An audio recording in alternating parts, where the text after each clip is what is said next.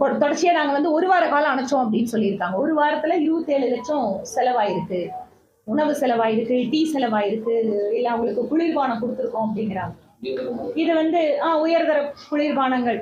அது எத்தன பேரு, எத்தன ஷிஃப்ட், எத்தன மணி நேரம், இல்ல அப்படி ரொம்ப ஹை குவாலிட்டியா அந்த டீக்கு கணக்கு போட்டா அந்த டீய எந்த ஹோட்டல்ல இருந்து வாங்குனாங்க? இதெல்லாம் கொஞ்சம் இன்னும் தெளிவா சொன்னா நல்லா இருக்கும். மாநகராட்சி அவசர அவசரமா ஒரு விளக்கத்த குடுத்துருக்காங்க. நாங்க இத பண்ணோம், அத பண்ணோம் அப்படின்னு சொல்லி நீங்களும் மீடியாவுல எல்லாம் எடுத்து போட்டிருக்கீங்க அதற்கு பதில் அப்படின்னு.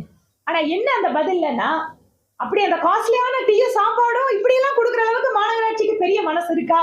அப்படிங்கிறது ஒண்ணு. 2வது உண்மையாவே அதனோட ரேட் என்ன? அது இன்னும் டீட்டெயிலா எடுத்து குடுக்கணும். மொத்தம் பொதுவா நாங்க இவ்வளவு தூரம் அப்படின்னா, எத்தன மேன் பவர், எத்தன வேள உணவு, எந்த டீ, அதுக்கான காஸ்ட் என்ன அப்படிங்கிற பிரேக்கப் இல்ல.